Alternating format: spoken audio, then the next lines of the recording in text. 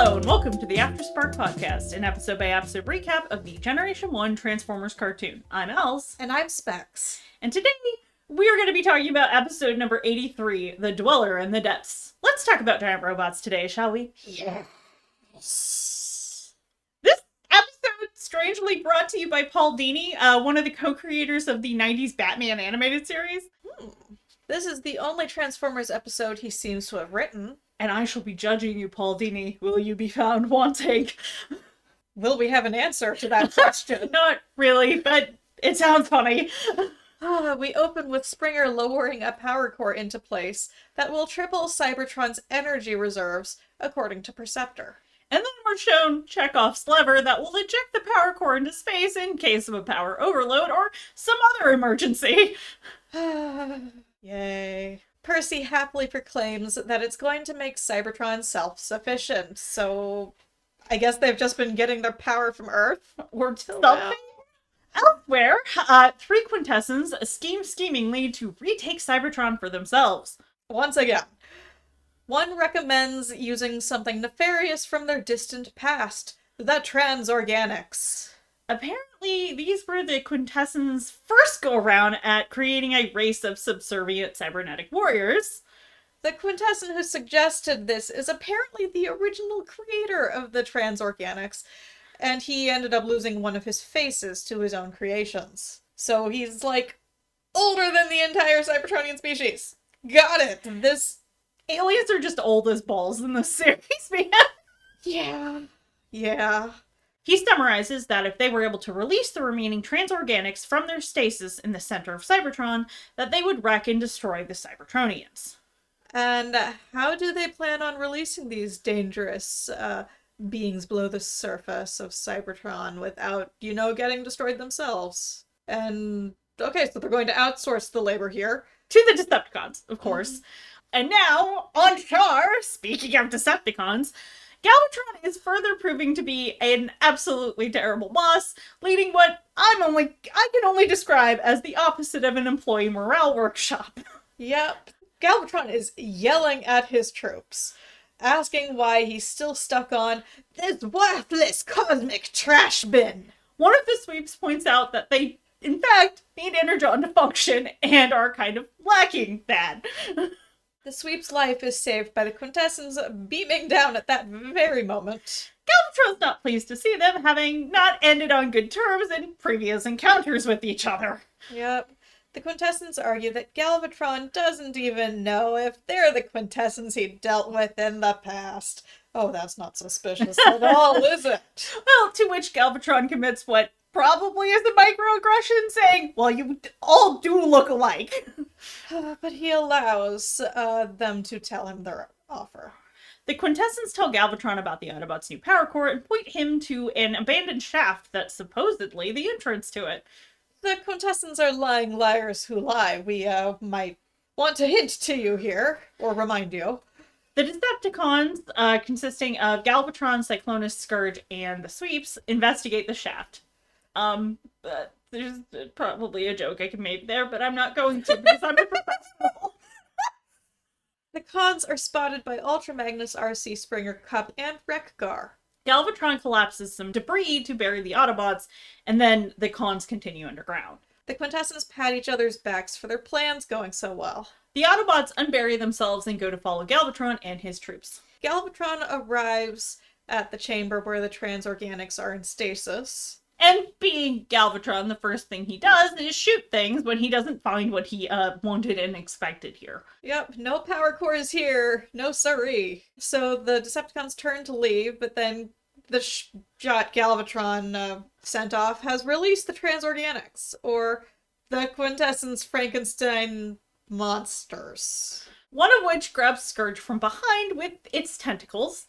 You will never guess what the rest of this fucking monster looks like. It's basically just King Kong with tentacle arms. Yeah, the other monsters that we see here are an armored armadillo, a cyborg bear, a green robot bird, a metal snake, and a frog bear trap thing.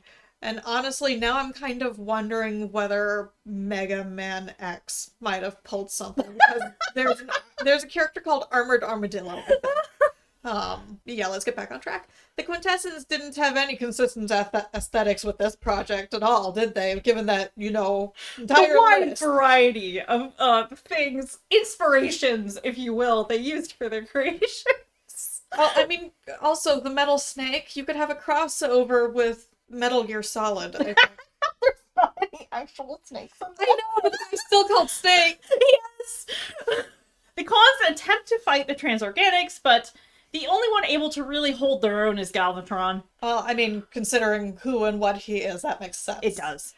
They're outnumbered, and they know it. But back with the Autobots, they comment on how old these tunnels are before arriving in the middle of the fight between the transorganics and the cons. I mean, Cybertron is filled with old-ass tunnels that no one has been in for time immemorial. Apparently, yeah, like literally millions of years. This tunnel's just been here and nobody has fucking looked at it. I mean, the same thing happened with the freaking prison thing. The alternate reality prison thing that they went to. Oh, yeah. Randomly had a quintessence in it, apparently. That was the sorcerer or whatever. Yeah. Because again, that's a normal thing on this planet. Because yes, magic exists, and the guy got banned for it. Got banished. He got sent to quintessent jail. The Decepticons run, leaving the Autobots to deal with the transorganics. Unfortunately, they run smack into the final transorganic, the Dweller in the depths. The Dweller is a big, fucked up Dune worm thing with cybernetic bits and tentacles. It can also cast out nets and does so to capture a sweep. The Dweller is able to drain the energy from its victims, and those are some dead gray-looking Decepticons, so this is not a good career step for the Decepticons. It briefly tries to drain some energy from Galvatron, but Galvatron shoots it, and he and the remaining Decepticons run. But they lead the Dweller to the Autobots, and it takes out Wreck-Gar, Ultra Magnus, and another sweep. It also kills some of the other transorganics. Also, I don't know at what point Scourge actually gets eaten here. Or taken, or whatever. Like, because they all look the fucking same, so I think we might refer to them as all of them as sweeps. One of them's Scourge, but I don't know which one. Unfortunately, Scourge is interchangeable with his dudes. Yes. I feel like, a really easy way to do this would just make them a different color or something, but no, it's just like, here's 5 Scourge, or here's 4 sweeps to Scourge, you decide which one's the correct one. It's unfortunately, they're a little bit like Reflector. Reflector there. Yeah. Except for Reflector, you can at least tell the middle guy is someone different. Mm-hmm. Springer jumps up on the Dweller's back and commits acts of daring do to rescue Wreck-Gar from its metal backpack thing, where it keeps storing its victims. But, unfortunately for Springer, Wreck-Gar is now in his Dracula phase, touching Springer and draining his energy instead. The remaining Autobots realize that Wreck-Gar has been turned into an energy vampire. Which I understand the vampire comparison, but all of the affected Cybertronians act a lot more like zombies, minus the whole energy draining thing. I mean, maybe they're like thralls or something? Yeah, almost. Almost like that almost might be a better way to put it. Galvatron shoots the ceiling, trapping the Autobots in the room with the Dweller. It captures Arcee and Nanette, but she transforms into vehicle mode and is able to get away with some help from Cup, who is then turned into an energy vampire instead. Ultra Magnus and Arcee make a break for it, hoping that Percy will have some idea of how to turn their friends back to normal. I have faith in Percy. He has come through literally every time in the past. He's gonna come in clutch. No, not even kidding. Percy is perfect. Galvatron, Cyclonus, and the last 2 sweeps are lost in the underground passageways when the zombies catch up with them. Galvatron sacrifices the last 2 sweeps by tossing them into the horde of zombies. He and Cyclonus run, but Cyclonus is also captured. Arcee and Ultra Magnus find a rusted escape shaft, but Galvatron and the Dweller catch up with them. Galvatron attempts to sacrifice them as well, but Ultra Magnus gets the upper hand, knocking Galvatron out. Arcee is able to grab Galvatron's dropped fusion cannon and shoot the Dweller to allow Ultra Magnus to escape, because he was now being grabbed by the Dweller. Mm-hmm. Up top, Percy is seeing weird readings and informs Rodimus. Ultra Magnus and Arcee arrive to explain the events that happened underground, just as their zombie friends arrive. Perceptor gives us some much-needed explanation for the goings-on. The going-ons. Namely that the zombies are suffering from a unique form of energy depletion, but don't worry, he also knows how to fix them. Thanks. Thank you, Percy. You are the best. No kidding. So apparently to fix them, they need to give them a massive power jolt. The group forms a chain. Percy touches one of the nearby control panels, and then they touch the zombies. All the zombies, which returns them to normal. The power of friendship, and also high voltage. Cyclonus and the Sweeps exit via some nearby windows and meet back up with Galvatron. The Dweller comes up from below and latches onto their shiny brand new power core. Oh god, it can go through the walls. They utilize Chekhov's switch and send both the Dweller and the power core blasting off into space. Straight into the Quintessence ship. And with that, our episode ends. Please join us next time for episode 84, Nightmare Planet, where the Quintessence add child experimentation to their long list of fucking war crimes. Yep. Alright, so today Owls has fanfic recommendations for us. So the first is The Worst Out of Two by C Questions, as in SEA questions. It's in like an alternative IDW continuity. It's rated G, it's Gen, there are no pairings. Our characters are Minimus Ambus, Dominus Ambus, and original Cybertronian characters. In summary, this was fine.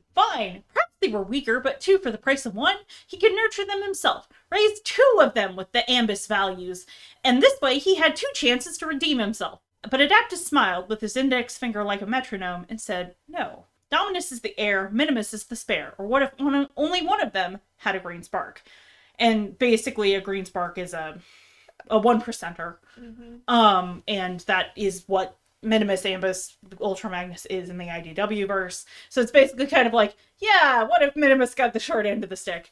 Character theme rec is, it's one of my wildcard picks, but I'm gonna lie to you and say, Ultra Magnus, kinda. Only he's not Ultra Magnus series, only Minimus. It is the one shot, and it is part of a series, which brings me to my second one, which is the second part of that series, called Best Out of 3.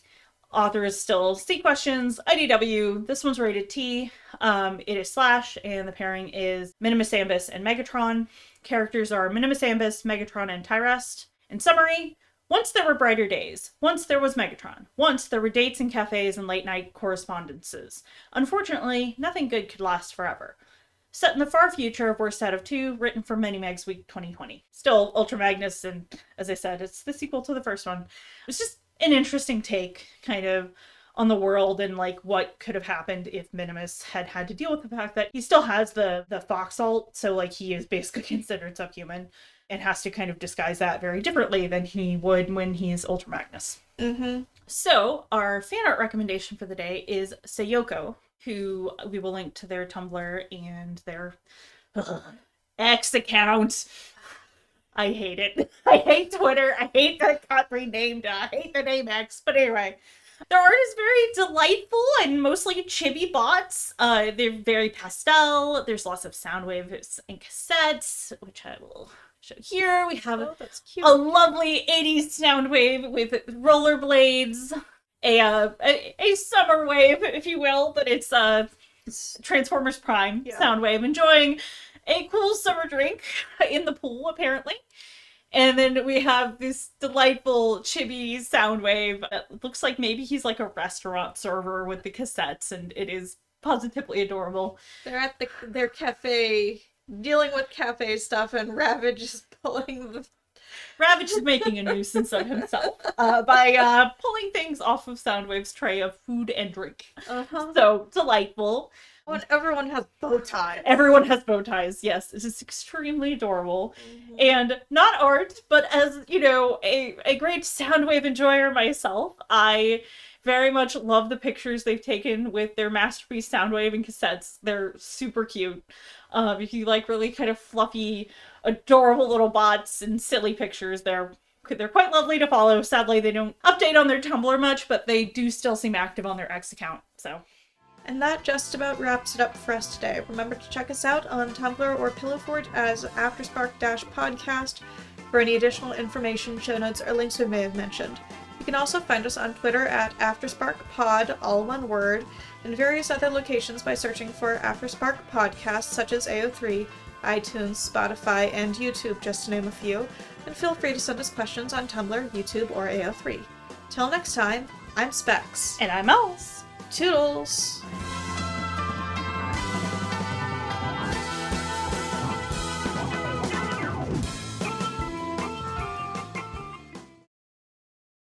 But I don't think I need or want an unlimited supply of spaghetti for the rest of my life. You can make your own unlimited supply of spaghetti pretty much on account of your exactly.